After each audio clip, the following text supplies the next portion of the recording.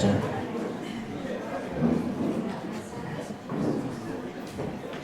Okay, well, we've had tea now, so that's even better. And I've had cake. Thank you, Simon. And Fran, and everybody else. Delicious cake. Anyway, I'll start with an apology to any reptilians in the room, including Simon. Yeah, I did break your planet, and no, I'm not sorry. Yeah, it's actually no laughing matter. There's quite a lot of karma went with it. So it's interesting. Because of my work with the crop circles, through my DNA or whatever, through soul connection, I became aware of past life incident where I died, and I died in the solar system and became trapped on Earth. And quite a lot of other people, and in fact I've met subsequently quite a lot of those people. There seems to be definitely a regrouping, because this point in history is obviously seen as a very significant transition point. And it's the way it's perceived from people I know is that it's basically laying to bed the karma of the previous incident and helping humanity transition to a more positive future, sort of shepherding it through. And it's interesting, I never wanted any of this in my life. At the point this started, I'd just come out of the Air Force. I'd just been happily traipsing over to Argentina in the Falklands War and upsetting people. Generally was quite left-brained, highly able, apparently quite intelligent and well-balanced. to the point where people were willing to risk letting me loose with atomic weapons under aircraft. And I had no knowledge of this at all. But in 1991, some years later, I saw my first crop circle form. And in trying to understand that, I formed an energetic conscious link with it and a challenge response that eventually converged to 2007. But as this went on, it started to unlock past life memories in me, and increasingly meeting people that were also in that past life incident. To cut it short, I didn't have many lives between now and 120 million years ago, lives that were human, that is. The majority of my lives between then and now and then were, in fact, as a dolphin, which is obviously why I have the affinity with dolphins and vice versa. And also dogs, I never understood this. I thought it was just I whiffed a bit. And no, dogs get on with me very well, to the extent where I've nearly acquired girlfriends where their dogs have dragged them up the street to meet me. And this turns out to go back to an association of the same incident. Bizarre. It's obviously these things, events, that's your soul, and of course, by association, your DNA, your mitochondrial DNA that's living at the time, picks up these incidents in that frequency and that history. It obviously carries forwards. And I have this problem now with reptilians that don't like to be in my presence and vice versa. So much so that when I'm trying to film them in fields, they won't come within half a mile of me, literally. They will send 20 people with death threats to me. They won't actually come and knock on the van door and say, "Oi, why are you filming us?" Which you know, does sort of put in perspective. I didn't understand at the time why this was so. I thought it was just being elusive. And it turns out that they still recognise that soul signature. So what actually happened? Well, if I go back, that's the information I have on this timeline, because if we start at the timeline, if you think of the start of this timeline 500 million years ago as being from here to London, then things really started getting interesting when it got past Nottingham. And by the time it got past Hull, then it all got a bit mad. So if we start down the London end, what actually happened here was the planet was evolving quite nicely on its own and was really a terraformed zoo planet that was naturally evolving plant life and generally doing its own thing. And unfortunately, due to a slight error, there was an ancient race. The Elders is all that anybody refers to them as. Which ironically, any Homo sapien on this planet with simian bloodline, i.e. everybody in this room, and all earth-born natural humans of all hybridization types, all have part of that genetics in them as a result of this. Because rather like the film which came out last year, or the year before, I can't remember which, Prometheus, you can see an alien species releasing its genetics into the ecosystem of a developing planet. That's really what was happening here. The Elders built a system of transgalactic portals. They were multi-dimensional, in fact 11th dimensional, right down to 3-dimensional. but mostly lived in the range 5 to 11 dimensions. But they were the people that engineered the cross-galactic energetic portals that we used for physically flying from one side of the galaxy to the other, and they helped evolving planetary systems. There was an incident on Earth. Well, it wasn't actually on Earth, it was the nearby portal, sort of like motorway really, as it were. In a high dimensional perspective, they had an accident. They had a malfunction which wasn't normal. The technology they had was such that they didn't normally expect malfunctions. It's very sophisticated technology. But the planet Earth had a highly unusual energy signature. It's more energetic than a normal planet, hence it's a very powerful evolutionary driver as a planet. And it actually affected the craft.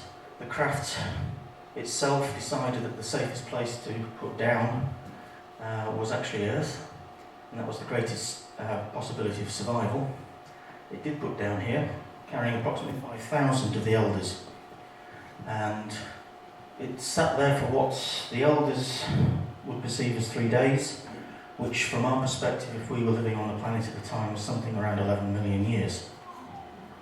That was how long it took, how long it took the craft to stabilise its energy field to that of the planet.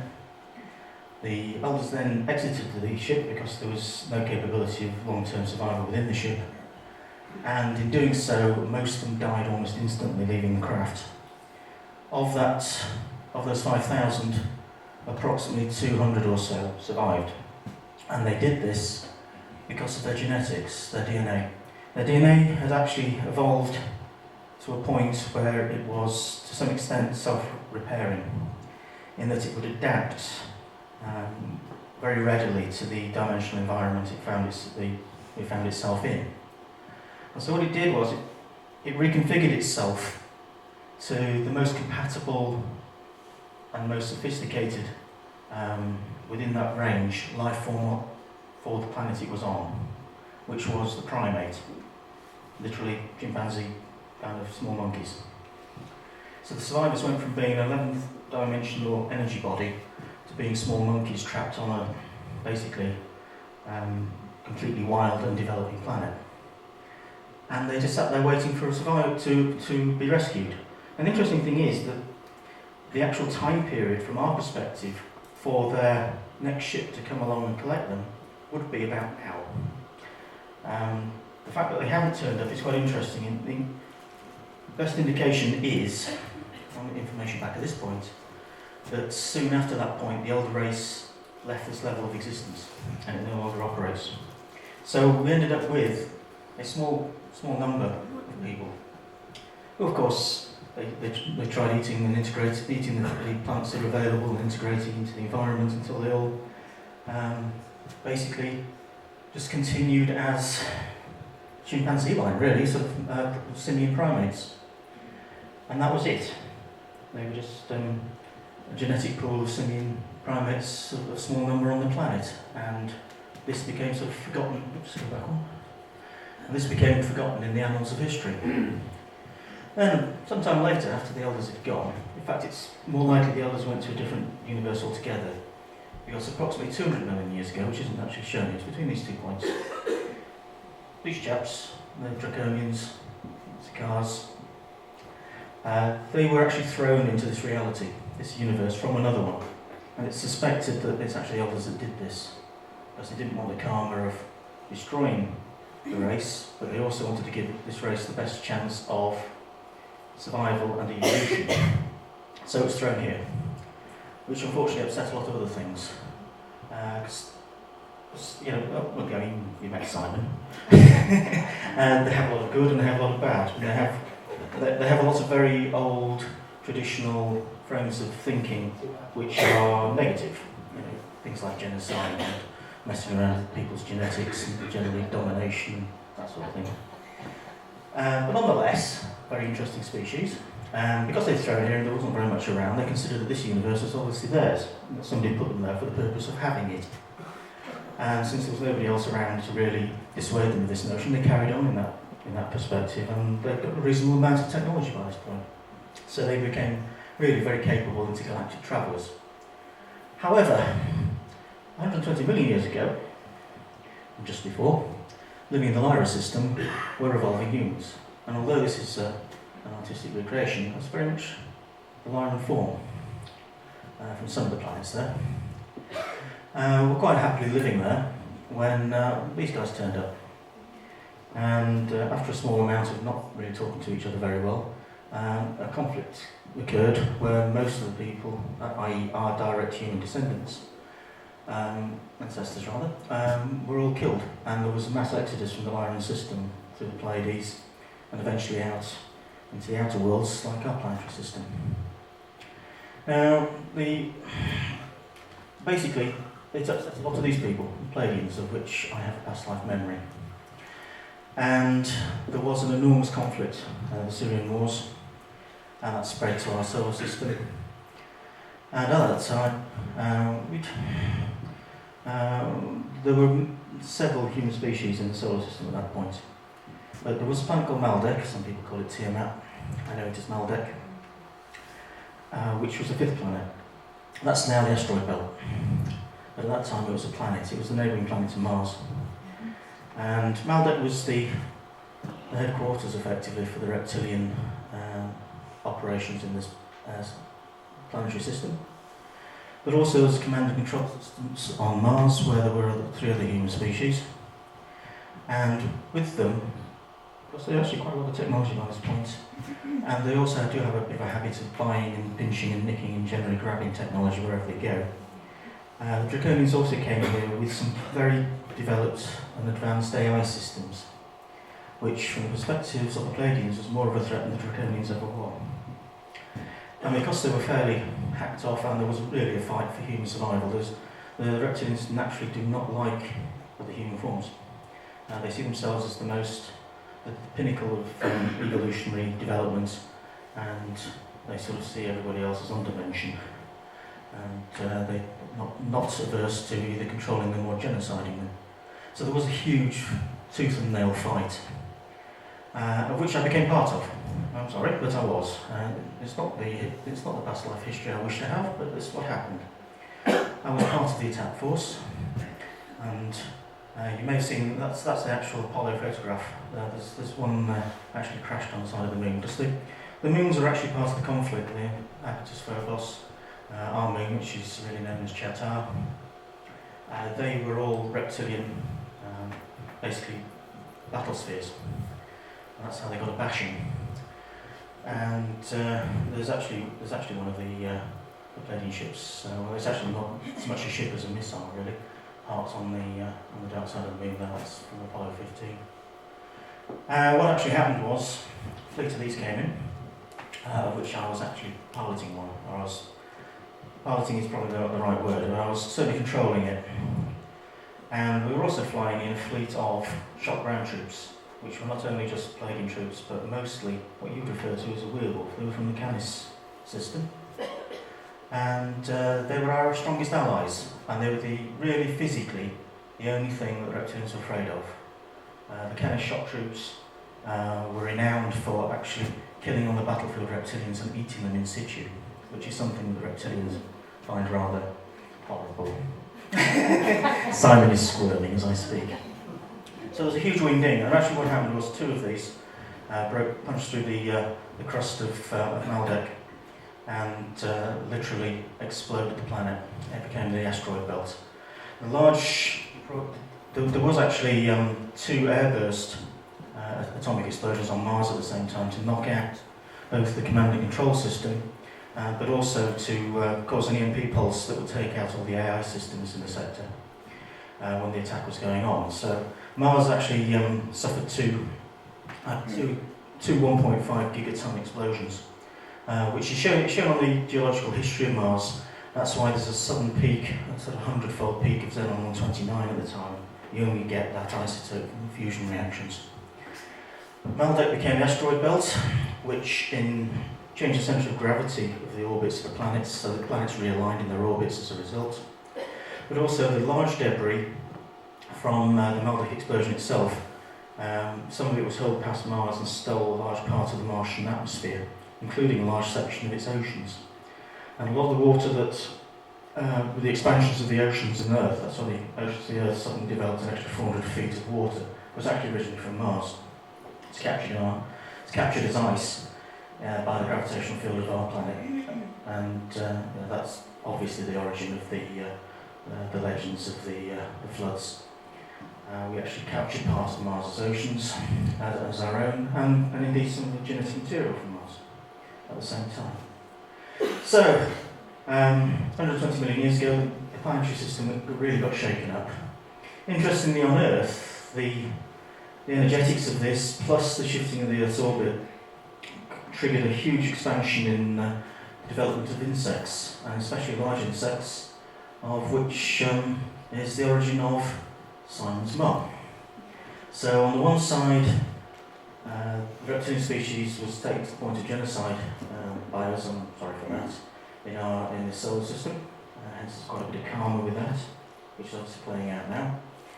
But at the same time, it was balanced by triggering, stimulating the growth of other intelligent species, such as the large insectoids, which eventually moved out towards Cassiopeia and back.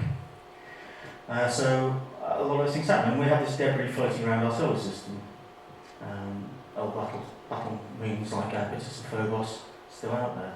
Our moon is partially occupied and still operational, but to a large extent it's beaten and bedraggled. However, 65 million years ago, a large piece of the debris that had been orbiting around the system whacked into the Yucatan Peninsula at the end of the Jurassic period. This caused a bit of a... So this is kind of a slow motion thing. So we're about at Hull now. So approximately up the road up to the road on Hull, we had the end of the dinosaur period as such. Because what had happened in the meantime is that the reptilians had effectively recolonised Earth. We used it as basically a gene store. Same way we have the seed store in northern Norway. They had the same genetic store built in. So the reptilians do a lot of trading in genetic material and living semi-sentient technologies. So it was effectively an open zoo. So we had all sorts of things brought from all over the place, including cetaceans from Sirius, hence the dolphins, which is handy for all the dead plagueins, of which I was one. And the reptilians decided that basically it was broken, that there wasn't much point in being here. So the majority of them left. And they left because also the energetics of the portal system that the elders had generated was starting to collapse around this point, and it's continued since. So some left, some stayed, some went underground. And we also then started to have naturally evolving intelligent bipedal lizards. So you then have the raptors.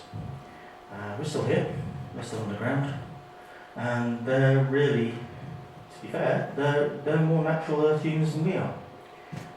So you can understand they get a bit narked sometimes, a bit sort of annoyed. They're also get annoyed because they've been into conflicts with the Draconians over us. The Draconians kept sporadically returning to try and collect the genetic material from our humanoids. I mean, our Homo sapiens sapiens we are now is version 7 of 22 genetic interventions between this period and now. But the reptilians suddenly realised that we had, in the primate line, certainly some of the primate line, we had the genetics from the elders, which they saw as a way of actually improving their own genetics, which is quite an admission. So they had quite an interest in capturing and engineering humans throughout this period, and it still continues. And this caused a bit of a problem with the raptors. The raptors thought that being a fellow reptilian race, they'd want to speak to them, but no, they were just interested in collecting simians.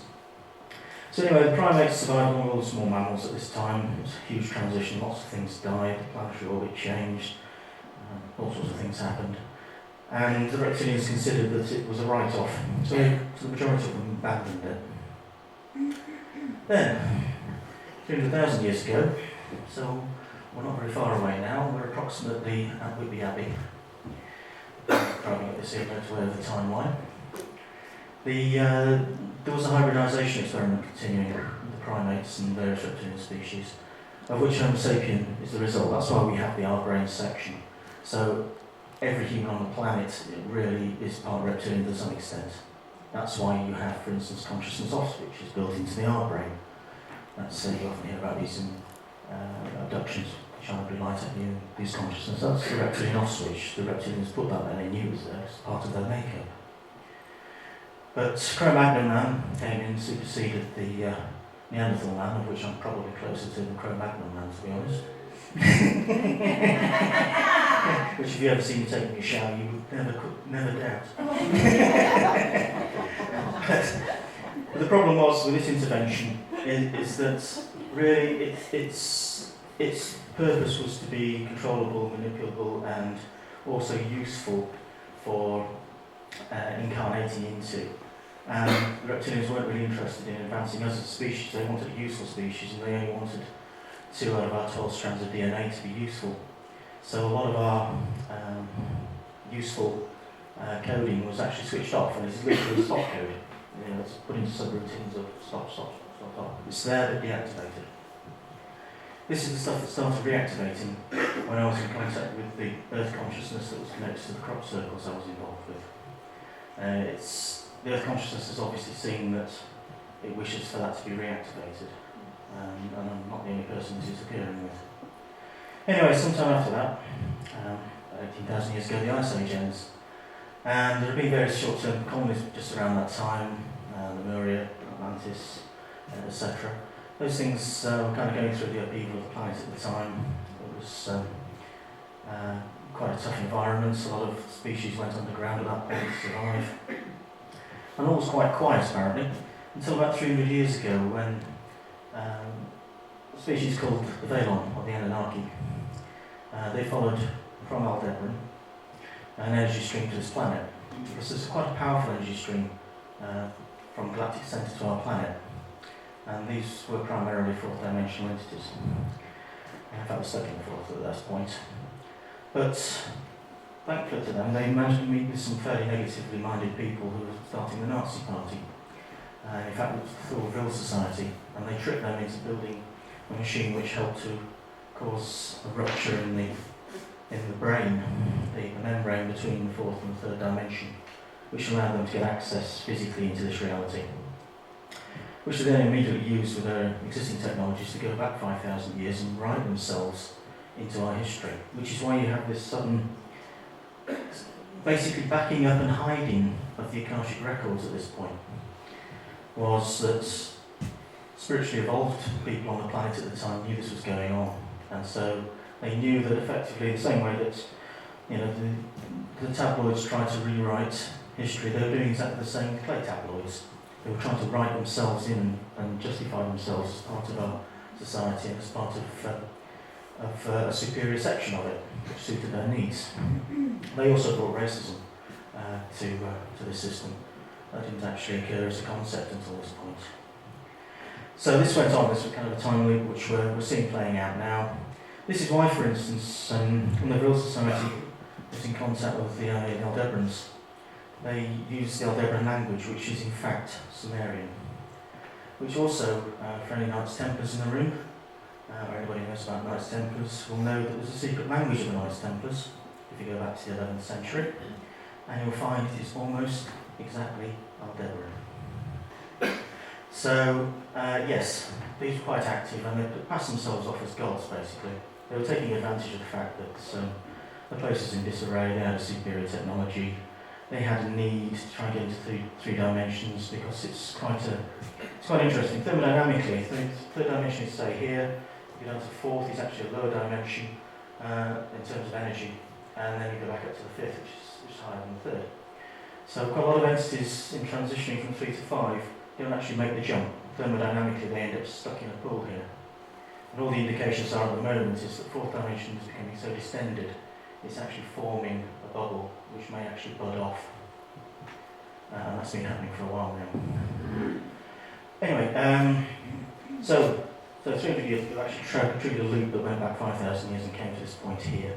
And then we have our modern history, which we then know about. You see these, the likes of Enki and Mill, or the Anunnaki, and all that kind of hybridization thing that was going on right back to Egyptian times. Playing out now, and it's playing out now, it's playing out in the banks, it's playing out in the large corporations, it's playing out in the fact that things that have upset the remaining reptilians to the point where they've abandoned the control structures that were presently in place. So there's kind of a transition going on now, the global power vacuum, which you can see even playing out in the newspapers now. But the irony of it all is, while this has all been going on, right back 500 million years ago, that DNA has still been trying to recover itself, even from the damage that was done here. The component of it that was elder DNA is still reprogramming itself and still trying to evolve to an 11th dimensional form, and we're all still doing it. And they realised that actually there's nothing they stopped to do it. It's something they'd overlooked. They'd only become aware of it relatively recently from their perspective. Bearing in mind these things tend to live tens of thousands of years anyway, so this is just a blink of an eye to them. So it means that because of not only the DNA activation, but also the consciousness activation that's going on through the ley line system of the planet, which I was there when the connection occurred, you can see the progression path and you can see how it's changed consciousness. People say, nothing happened on the 21st of December 2012. Actually it did, and it started in July 2010. But the crossing point energetically was December 21st, 2012. That's when humanity started to split into two forms, one that is evolving spiritually and one that isn't. And both are accelerating rapidly in both directions. So the remaining Anunnaki who've been playing gods for the last 200,000 years are a bit worried. Because as soon as they're surrounded by 6.5 billion people waking up, of which they're not very many, and they know that from their perspective, if this was them, they'd be very upset and would do horrible things. But actually I don't think humanity will. I think it will just find them irrelevant and march past them. But in the meantime, they're still trying to depopulate the Earth. They're trying to get rid of all the 500 million people, because that's as many as they think they can control. So they're trying to poison everybody and destroy the crops, they're messing with the weather to make sure that the West Coast of the States has 7 years of drought. They're trying to do everything they can to destabilise, but the time of influence is actually running out now. So I'll just give you that sort of thumbnail, because it's quite interesting that I never expected to be part of that timeline in a conscious, remembering format.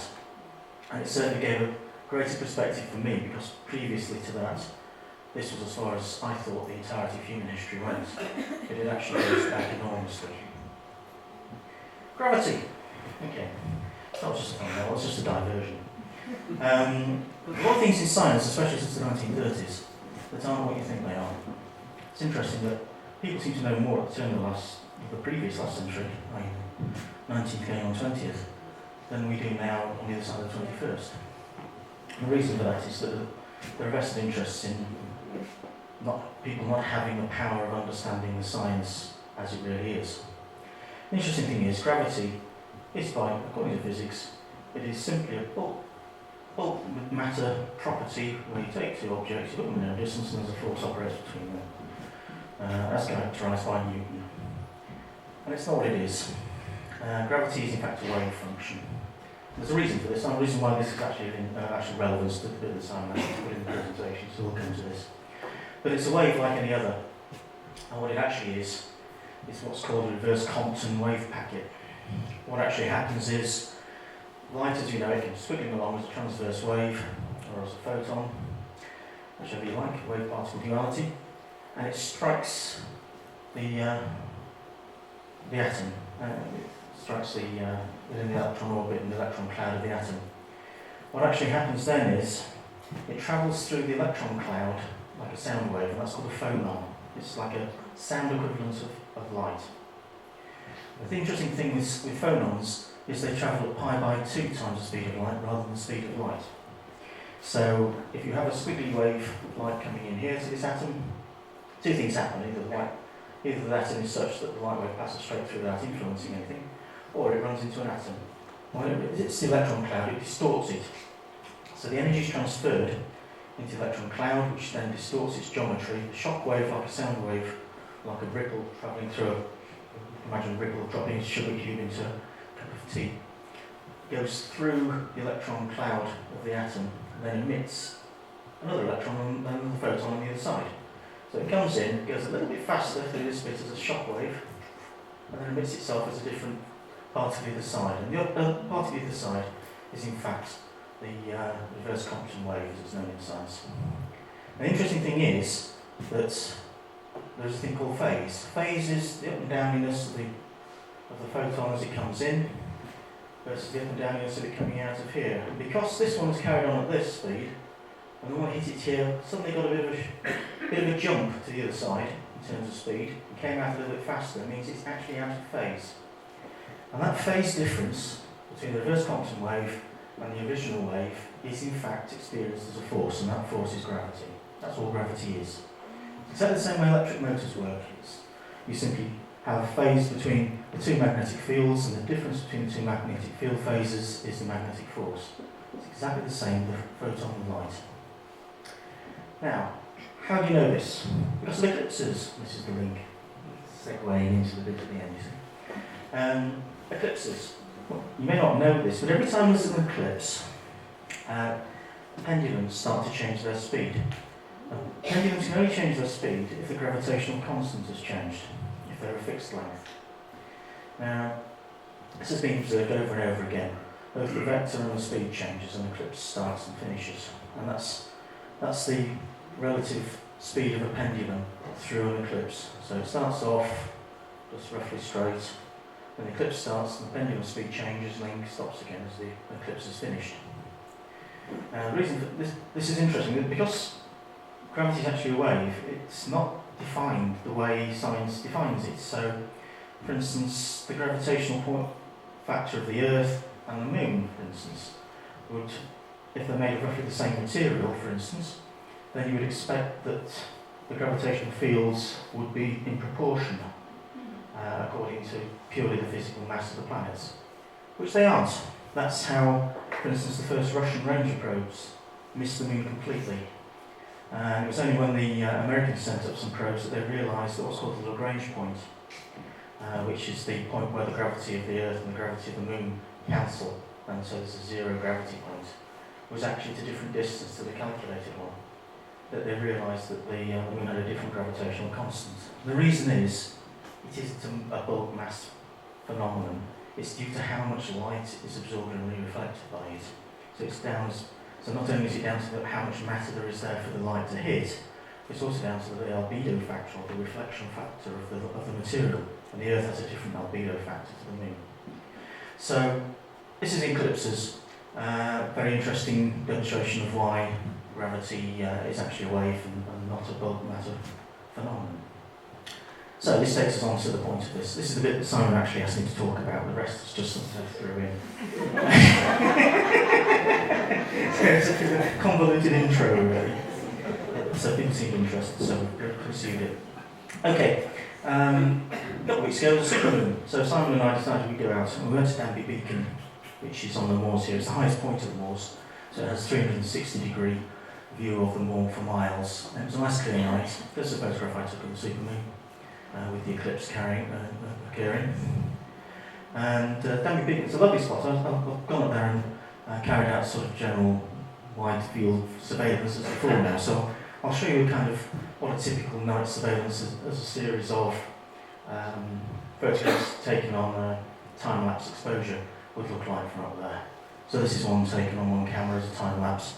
So this is a whole sort of 4 hours of a night in about 40 seconds. So you have a very wide field of view.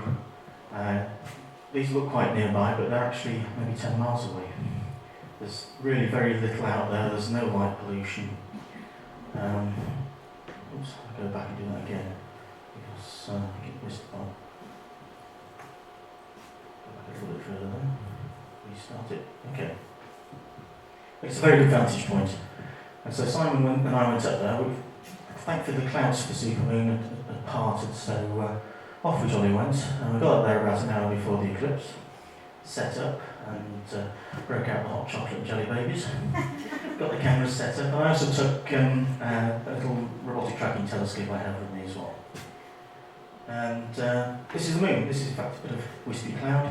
That's a wide field shot of the moon, which, as you'll notice, the moon in a camera photograph looks a lot smaller than you think when you look at it with your eye. And a lot of people don't understand why this is. And this is the internal processing of your mind. The thing is that the moon is actually, that the angle it tends with the eye, i.e. when you look at the moon from Earth, is it just the right distance that from there to there, the angle that the light between those 2 points strikes the eye is 2 degrees. And 2 degrees is exactly the same size as what's called the yellow spot on the retina of the eye. The yellow spot is the bit which has a much higher number of light receptors and is the area responsible for the high quality vision.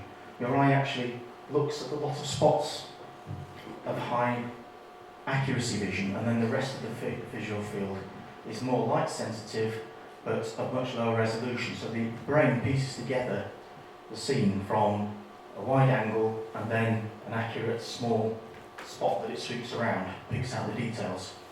And that spot size is exactly the same size as the moon. So when your eye sees it and is looking at nothing else, it fills the optical field of the fovea, the yellow spot. And so the mind interprets it that it is in fact the size of that object filling the optical field. So when you then take it with a camera, you wonder what this little spot is that you see as a big object. So that's just an interesting biological abnormality of the human mind. But that's why it is. So this is a nice white field. We had a lovely, nice starry night. And indeed, this is the sequence. I took this on, actually that camera stood there, the X2100 Sony. So we stuck it on a tripod. So here is about 2 hours of the eclipse for you in about a minute, because this is at much higher speed. It's speeded up in the old editing for it. But it's just so you can see the eclipse going across. So the eclipse is very nice, very interesting, and beautiful evening, and I felt very energised being out there. Simon noticed I had, and it was a beautiful evening and really nice. And Simon made a nice glass of hot chocolate as well, very nice. So, but something else interesting happened, which Simon picked up before I did, because I was so focused on filming this at the time. So I've got the still camera and I've got the video camera, and I'm filming this with both at the same time. So that's the actual eclipse occurring. So that's the super moon being eclipsed. And you can see it gets very dark. It's amazing how quiet and dark it is at the time, and also how bright so this refocused and turned up again on the camera, because it's getting darker and darker now. It's amazing how bright the star field became. When we first went up there, you could only see 3 or 4 stars. And after the eclipse had got to most of its way through, it was an astonishingly starry night because of the lack of light from the moon. It was amazing. So there we go, back again. So Simon wanted to show you this. It's a bit like showing your home movies, really. But it's very pretty anyway. It's an interesting blood moon, and apparently a very significant super moon eclipse. So we're very happy to be out there. And this will finish in a second. But it shows you that's just using the X2100 on the standard lens on a tripod. So it shows you what sort of size an object 250,000 miles away looks on full zoom. Because I'm going to show you something else in a minute. It's far more interesting. Right, that's enough of that. So there's your super moon. So what happened next was, Simon said, "What's that?" And about 5 or 6 miles away was what looked like a typical plasma craft. At least, at first when I swung around to look at it, I thought it was some sort of aircraft lights, and I couldn't see any identified lights. I am trained in aircraft recognition, as that was an important thing for me when I was flying towards other aircraft. So, no, it wasn't a normal aircraft. It wasn't normal aircraft lighting, especially given away by the blue lighting running through it and the fact that it kept changing colour and shape. So this is where I swung the Nikon camera around to take a good still photo of it. And this is the second one, and as you can see, that between 4 seconds between the frames, you can see how the colours have changed and the shape is changing. This is interesting because this isn't a craft I recognise as one I've had any connection with, and it's definitely not one of his dad's.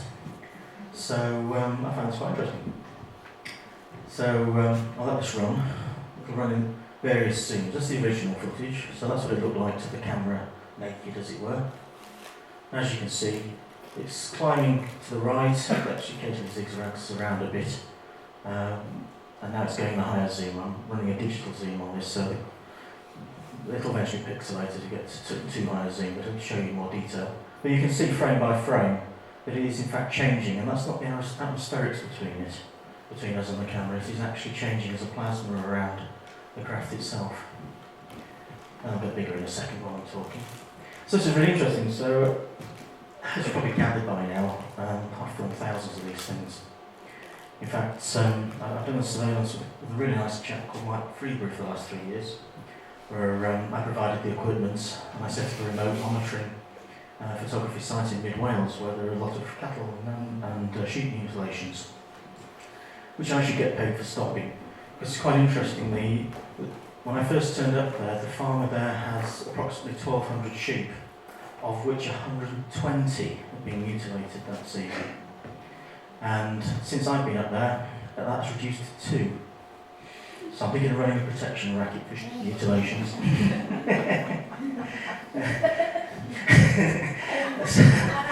But the interesting thing was that I run the surveillance cameras and they're actually still running there now.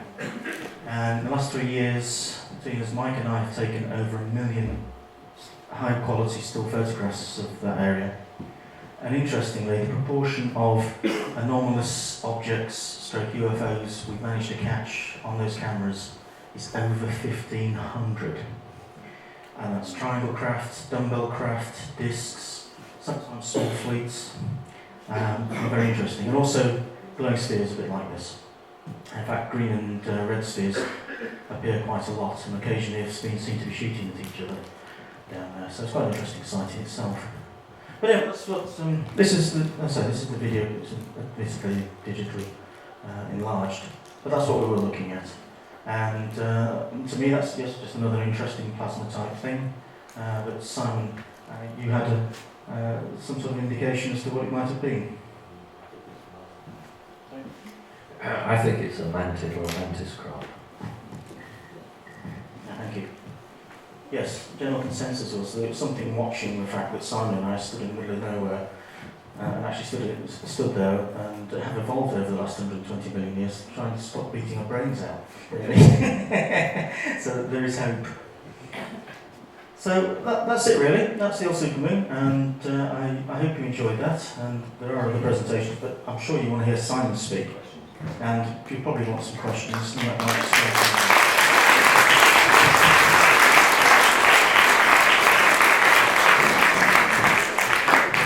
I'm sure we've got some questions for Win, so if I run around with the mic and you can do it. I think this one works. Yeah, there we go. Alright, so Fran's going first. Okay. Hey, Fran. You know, you played the sound of the energy in the Earth. Yes. Frequency. A lot of people are getting that in their ears, and Yep. they're hearing that all the time. When I started doing the CERN meditation, I got a higher pitch tone that came in just before I did that. Do you know what that would be? That's probably a beat frequency of its operation against the Earth energy. But it's obviously sited where it is on the French-Swiss border to be an energetic point on the planet. So I would suggest that they're using that system also to be boosted by the resonance of the Earth energies beneath it. So that's probably a beat frequency between the CERN operation and the normal consciousness energy frequency. So bearing in mind they're trying to disrupt the consciousness energy frequency. That's what they're trying to do, and make a portal through to fourth dimension so that they can use it as an escape route and for other things to make it as a lifeboat to here. Okay? Okay, that's good. You know, the red moon, Yeah. sorry, we had some songs as well. I just wanted to know what they signified because I looked up on the internet. Because we had a big one in Liverpool, it was massive, it was right in the middle of the thing on the skyline.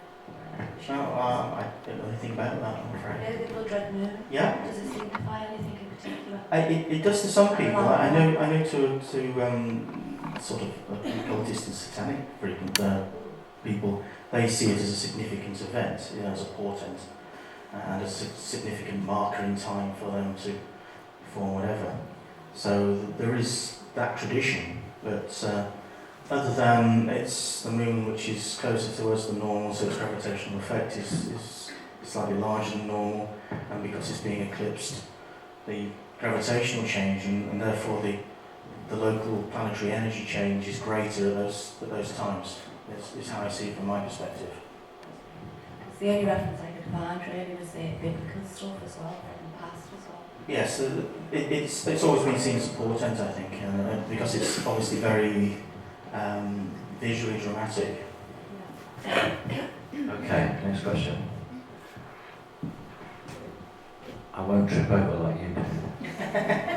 I've tripped over several times.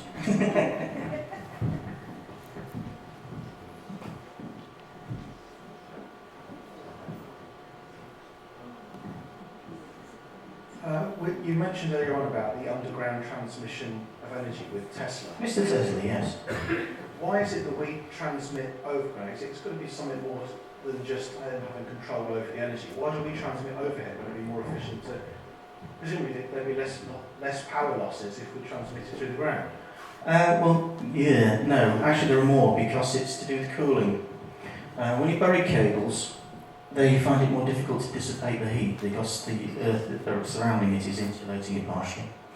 And so the cables are under slightly higher temperature, and with any metallic conductor, as the temperature goes up, the resistance goes up. So even though it's only a fractional couple of degrees higher, it means that the overall resistive loss efficiency of the system drops. So normally they put them in air to cool them.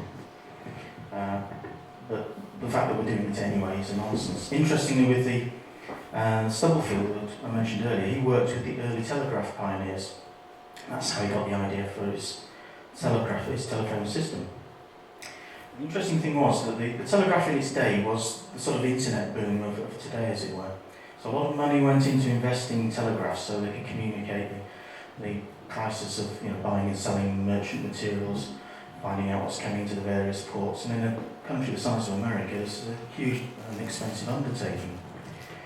So, for about 30 years, the telegraph with the Morse code tap, tap, tap over 2 wires was the most advanced communication for humans on the planet. Now, interestingly, soon after that, one of Mr. Tesla's inventions, the radio, was picked up by one of his students, Mr. Marconi, who then ran off to the market with it and started producing radio transmitters and then staged a demonstration of how it might work across the Atlantic. But interestingly, he cited the transatlantic transmission on Earth energy points because he knew that as a radio transmitter through the air, he couldn't do it with the energy level he could generate because of the Earth atmosphere dissipation.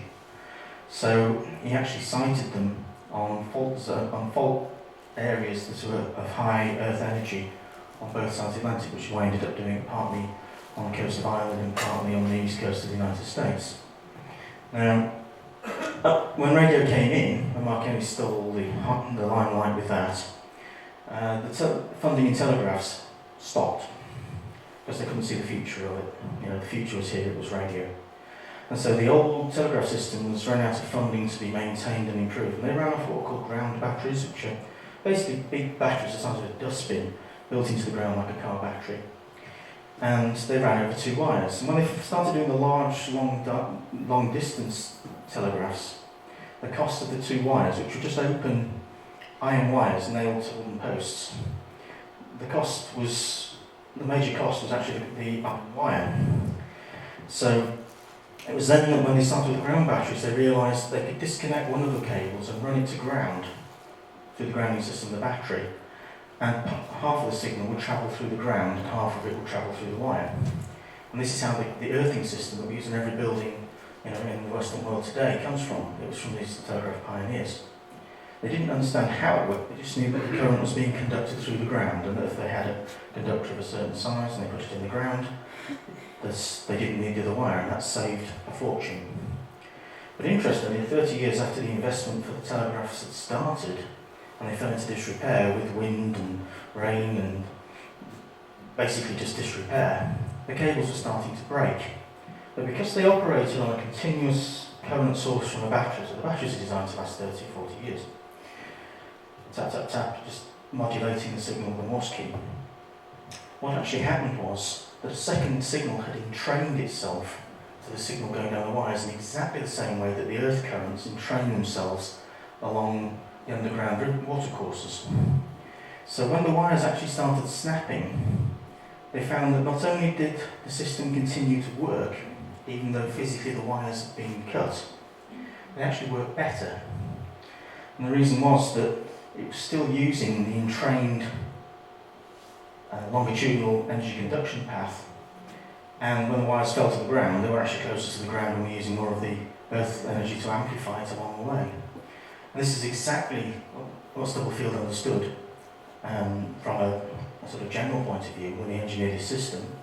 Now when Tesla saw Stubblefield demonstrate this, Tesla suddenly understood exactly what was going on with the energy in the planet. And I've modelled it myself. I looked at the Moon Eclipse system, everybody thinks it transmitted the energy through the air. It didn't. What the tower that you see is actually, it's almost like the bottom of the iceberg. Really what's going on is in the ground. The biggest part of the cost of the Moon Eclipse tower were the 100 metre deep iron pipes that were 6 feet across, that were basically dug into the ground and then radiated out, so it looked a bit sort of like a potato masher. And this was to connect to the earth currents. The tower itself was really just a spherical capacitor. And what actually happened is you have the Tesla coil, and it sets up a resonant signal, and the frequency of the ground section is in opposition to the frequency of the air section. The air section has a particular resonant frequency, and the ground has another resonant frequency.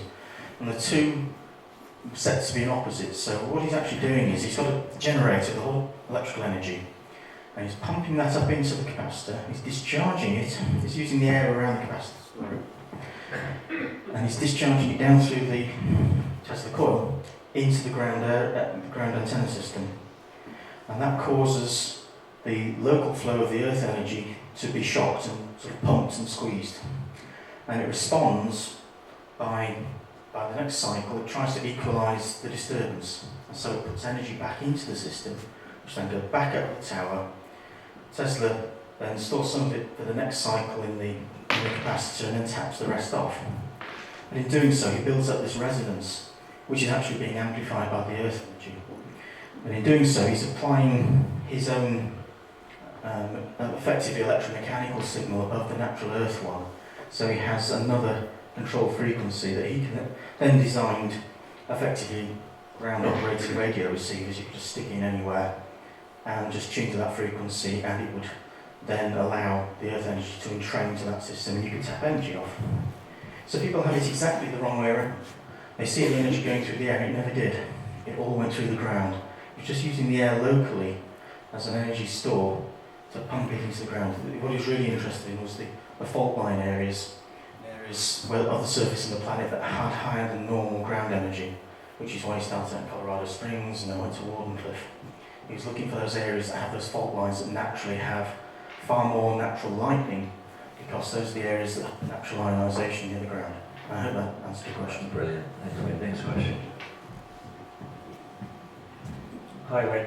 Hey. My question was about the insectoids and the evolution. So my understanding was that the mantids are sort of connected to the Earth, but didn't originate here. But were you implying that they evolved here, went to Cassiopeia and then returned? Yes.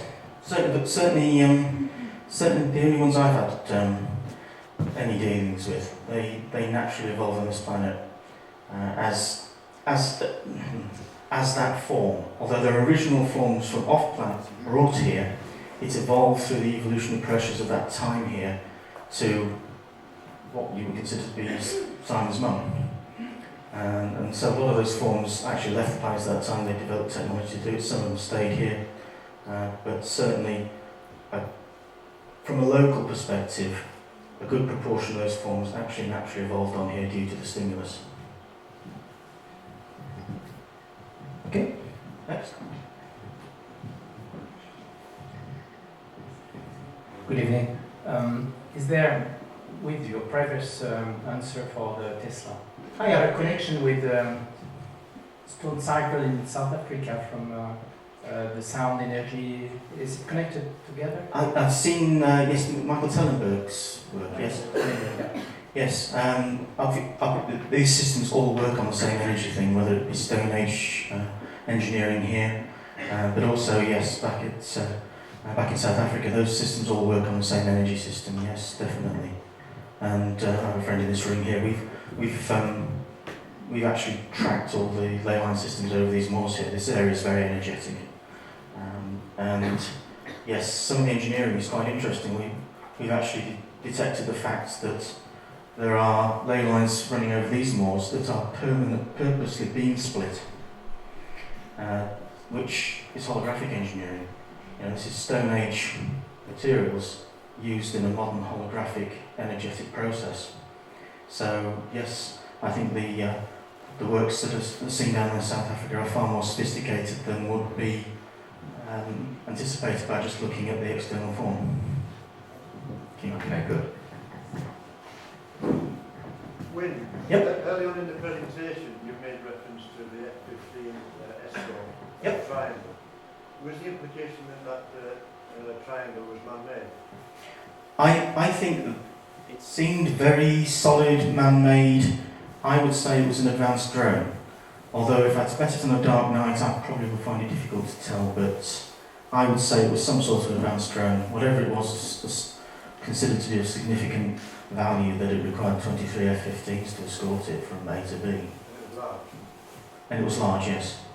It was certainly larger than an F-15, probably 2.5 times the size. Because it said the Americans have the technology of making such a craft. Yeah, well, I've filmed a lot of things over here. In 2005, I filmed a 600-foot wingspan triangle that overflew the Whitby football ground here. It came in off the North Sea. Now, where I live, I'm basically 1,000 feet up. I look above Whitby. I can see 25 miles out to sea beyond this point from my house. So- That one in Holland, famous one in Holland, the recent And Belgium, yes. The one I saw, when I first saw it coming from the North Sea, because I'm also I'm an old pilot, I'm also interested in aircraft. So if I see an interesting aircraft film it, because I'm interested, it's not just be a UFO, I'm interested in anything that's interesting. When I saw the light formation coming in from the North Sea directly towards me, I thought it was a formation of 7 aircraft. Until I got the camera on it and I realised it was one aircraft. And I was simply looking at a row of what appeared to be infrared lighting down the front of the aircraft. And really I didn't get a full appreciation of the size or shape of it. I've got the video clip on the computer there. Until it turned. What's effectively happening is I've come out of my house, I'm just about to get in my car, I thought, oh, it's a far motion of aircraft coming in. Grabbed the camcorder, propped it on top of the car, started filming. As it came towards me, it turned and banked, and when it did, I saw it was a wedge shape, very large triangle. And I got a fix on it. It was very easy to fix because it just basically made a left bank turn of about 25 degrees going over the Whitby football ground, which is just down the road here. It's literally a quarter of a mile from here. And then turned back out over the North Sea. And it's only when it turned I saw the full size of it. I then took the same camera the following morning in daylight, took reference shots of other objects at that distance. And so each of its wings is approximately the size of a supertanker, or in fact 3.5 times the length of Whitby Abbey. So yes, I am certain that was man-made, and I think it was made by Boeing, purely because when I saw the rear lighting configuration on it, it looks like a lot of like Boeing aircraft I've seen in the past. And so that's one of ours as far as I'm concerned, but it was also a 600-foot wingspan moving effortlessly here, coming in off the sea, looping back out again. So I think this is a smaller, more advanced version of that sort of series. Thank you. Next question. Can you tell me what your thoughts are on Mr. Keech's recent MyGov units? Yes, interesting. I'm hoping it's going to be good. I had previous dealings with Mr. Keech. I know a very good friend of Mr. Keech's, and I'm aware of his work and his mine. And yes, his is obviously different to what I'm doing. His is more plasma-based technology, which is valid, and if it's done correctly, it should work. So fingers crossed that, yes, he's going to come out with something good. But I wouldn't really know unless I had more details from him. I haven't really spoken with Mr. Keech for about 2 years now. Okay. Next question. Hi Wyn, I've got a question around the high frequency LED street lighting that's going at the moment. Yeah. And it is going at quite a rapid rate. And obviously they would potentially use that for population control. Yes. So, for example, if they how many light pulses per minute or per second they emit and can create violence within a cloud or apathy. Absolutely, and yes, and also through modern lighting technology, if you're connected to the mains. I'm more concerned about digital media. I've had over 20 years of being an innovator as a result of going through this transformation. It's one of those things that just switched on an innovation mode in my mind, which is interesting because until you start to become an innovator, you think it's something that's easy, but actually to have an original thought that nobody else on the planet has had isn't easy. And it's one of the things I did soon, I went to an interesting period. Obviously, I started out on computer authentication, because what you may or may not know, you've probably seen an interview on the web, but I invented what's known as volatile PIN, which is basically the PIN processors you use on your credit and debit cards. I invented that, but I invented it to stop people having biometric chip implants. And that was 10 years of my life doing this. Because of that, I then went on to something else. Now the interesting thing is, if I hadn't done that, I would not have understood the process of the crop circles. Because some of the security conversions algorithms that are used in online protection are exactly the processes that were being used with my interaction with the crop circles.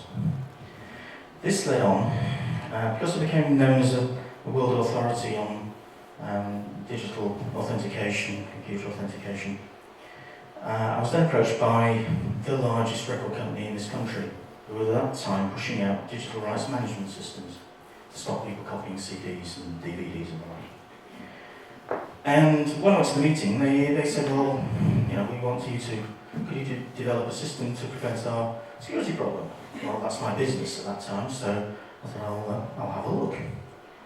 And to my surprise, they didn't want a digital solution. They wanted a solution to stop analog copying, which is something I hadn't done. I had no experience in this.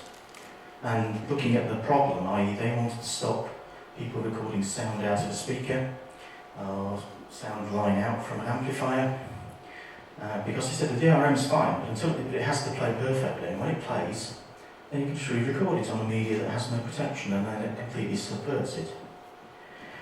So they said, can you fix it? And I sat down and said, no, I can't see a way of doing that immediately, but I'll go away for a week and I'll think about it. And if I come up with anything, I'll let you know. And I did. I went away and I invented it. It was called dark noise. That was its trade name.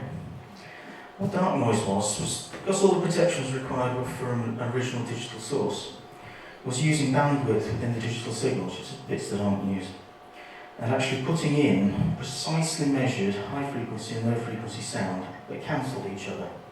It was designed so that the human ear couldn't actually detect it, because the sound not only cancelled when it was being played, but within the human ear, the physical processes in the ear actually cancelled them out internally. So although the noise is there, you can't hear it, but it's present on the signal. And this worked perfectly. It was a jaw-dropping demonstration. I remember going into several record companies, and I designed it to work with camcorders, VHS recorders, DVD recorders, tape recorders, resampling into compressed formats on computers. And so you take a tape recorder, for instance, and you take the computer and it's playing a song. It sounds perfect. You press the button and the computer starts the encoder running, which puts the dark noise in, which is randomly swept but perfectly balanced noise. And then you press the button again and it stops. And then you give everybody, you're sitting there, I've done this, I've been there with the board of Sony, board of Polydor, board of Universal Records. With an auto recorder, let them record, let them do it themselves, turn it on, turn it off, turn it on, turn it off. And they can't tell when it's on or off, they think you're pulling the leg or something.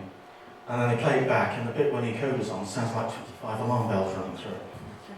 Because each recording device is done perfect, and also has an upper frequency limit, so they have what they call roll-off-free filters. So the noise is designed so that from the original, it sits, the noise is balanced, but it sits on either side of the roll-off filter. And when you record it, part of the signal is missing, and that's the part that cancels the noise from being heard.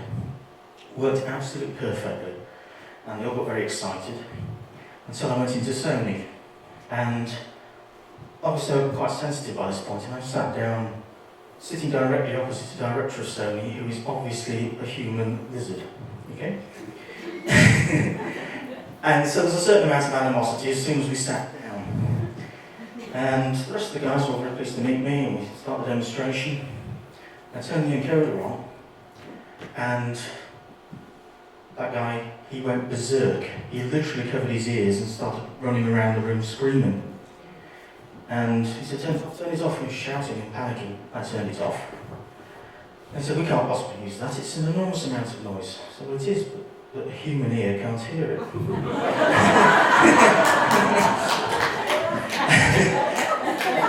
Anyway, he wasn't very happy with me. And I realised at that point it was never going to be used. But I'll never forget the quizzical look from his fellow directors as he left, and one of them looked at him and he said, what's wrong with you? You some sort of X-Man or something?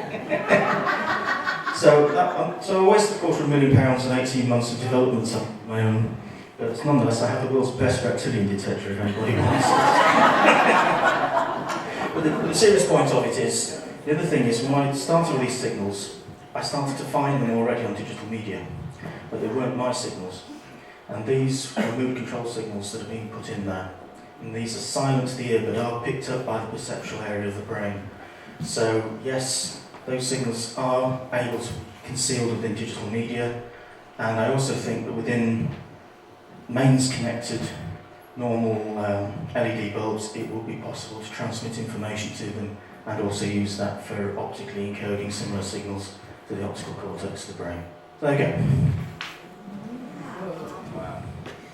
Anyway, Simon has run away. He's probably afraid I'm going to put a reptilian detector on him. But hopefully he'll come back and speak to us, because I know I want to hear Simon speak, and I feel like I'm taking up far too much time. Can I just ask then, if LED lights can transmit, is there a light that doesn't do it? Or is it just... Well, they all do actually. The Russian woodpecker system was an attempt by the Russians to put low frequency signals over normal light bulbs. The fluorescent ones, it's more difficult to do it, but they're quite toxic in their own construction, so not overly good. LED ones are fine. The answer is to have your own main supply, and hence, curiously, I'm making people's own independent main supplies, so that you have complete control over your energy environment, and that you have good electricity. It's renewably generated, you have control over it, and you know the quality of it. Because a lot of people don't realise that you think that most of the internet traffic in the country goes up and down optic fibres. The majority of it actually goes up the high voltage mains cables. The backbone of the internet is actually carried on the high voltage mains. So it wouldn't take a great deal to put signals on there and have processing information pulled out if they were so minded. And since they seem to have tried everything else, I wouldn't put it past them. Anyway, thank you very much.